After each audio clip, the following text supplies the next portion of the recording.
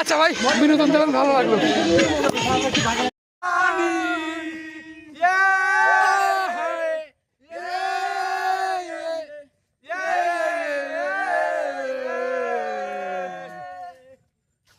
हमारी अधूरी कहानी।